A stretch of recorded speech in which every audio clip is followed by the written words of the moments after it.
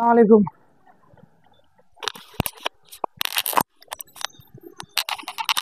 এটা হচ্ছে rider bike. তো রাইডার বাইকের সমস্যাটা যেটা পেলাম আমরা কি জানেন, তিনটে মেকার বাইকটাতে কাজ করছে, একটা না তিনটে মেকার গাড়িটা ছিল আপনার। এক একজনের কাছে একদিন মানে মানে 3 দুগুণে 6 দিন ছিল গাড়িটা কি করছিল আপনার কাছে শেয়ার করতেছি। এই যে এখানে তিনটে ফিউজ থাকে, কিন্তু দুইটা 10 নম্বর আর একটা থেকে 15 নম্বর। এই বড়টা যেটা এই যে এখানকার, এটা থেকে 15 নম্বর। এইটা কিসের লাইন জানেন?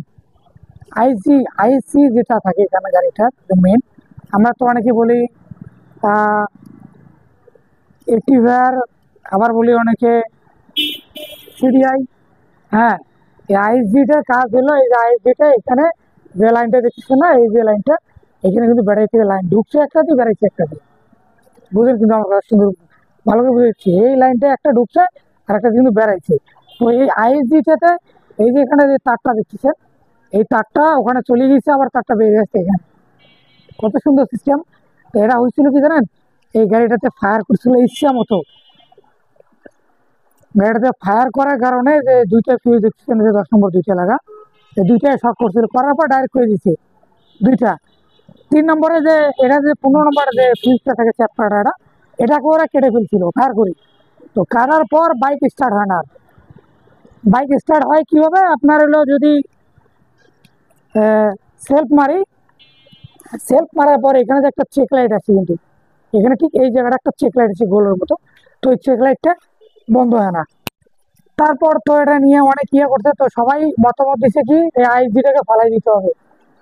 হ্যাঁ, তো আমার এখানে ফিরে এক ভাই আছে, উনি আবার ওনার কাছে শেয়ার করছে বিষয়টা, যে ভাই আসলে বাইকটা কি কেমনে কি কি করা যায়, এই যে স্টার্ট হচ্ছে না। কারণ উনি ব্যবসায়ী লোক, তো তো এটা নিয়ে অনেক কনফিউজ হয়ে গেছিল।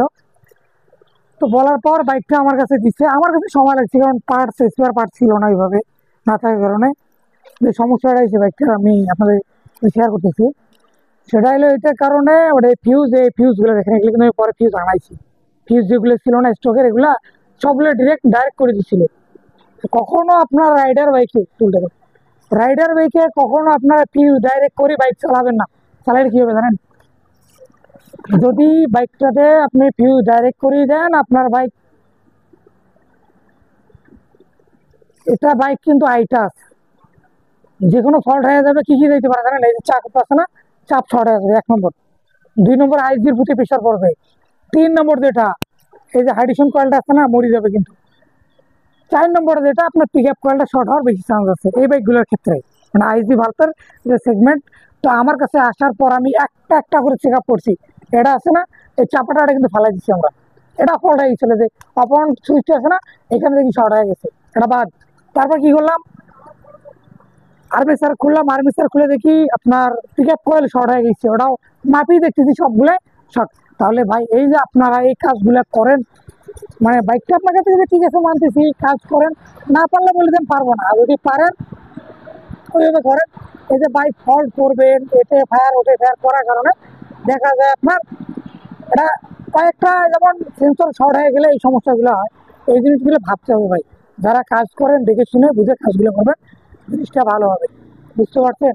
তো আমি যে জিনিসটা বোঝার জন্য চাইলাম আপনাদেরকে, এই যে বাইকটা ফায়ার করার কারণে, ফিউজটা ডাইরেক্ট করে দেওয়ার কারণে এই শর্ট হয়েছিল, যার ফলে চাপ নষ্ট হয়ে গেছে, চাপটা কেটে গেছে।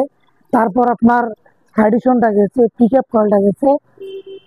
তারপর আপনার এই 3টা জিনিস প্রপারলি নষ্ট হয়েছে বাইকটা। বুঝছেন ভাই? এই ছোট্ট ছোট্ট ভুলের কারণে এই সমস্যাগুলো হয়।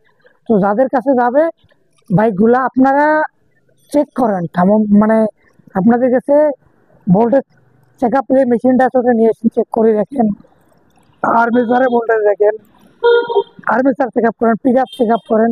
তারপর আপনার আইএসজি থেকে ভোল্ট ঢুকতেছে কিনা, বেড়াইতেছে কিনা, এটা চেক আপ করেন। ঠিক আছে, এগুলো চেক করলে আপনি শিওর হতে পারবেন যে আসলে সমস্যাটা কি। এখন অনেকে বলে যে আইজেডে নষ্ট হলে কি সমস্যা হবে দেখবেন। এটা যদি নষ্ট হয়ে যায়, আপনার বাইক স্টার্ট দিবেন, আপনার হেডলাইট জ্বলবে না। ডিরেক্ট বলে দিচ্ছি, যদি এটা নষ্ট হয়ে যায়, বাইকের কোনো সাপোর্ট দিবেন, আপনার বাইক স্টার্ট হবে না। যদি আইজিটা নষ্ট হয়ে যায়, আপনার বাইকে কোনো কিছু সাপোর্ট আসবে না, যে হেডলাইট চলবে তাও চলবে না, তারপর আপনার স্টার্ট উঠবেই না। কারণ আপনার যখন ম্যাগনেট থেকে টিভিএম আরএসআর সংযোগ এখানে আসবে, তখন ব্যাটারি থেকে বের হবে, এটা বের হবে না, তাহলে তখনই বুঝবেন যে শিওর আপনার এটা আইজিটা নষ্ট হয়ে গেছে, বুঝছেন? তো আজকে এই পর্যন্ত, সবাই ভালো থাকবেন, আল্লাহ হাফেজ।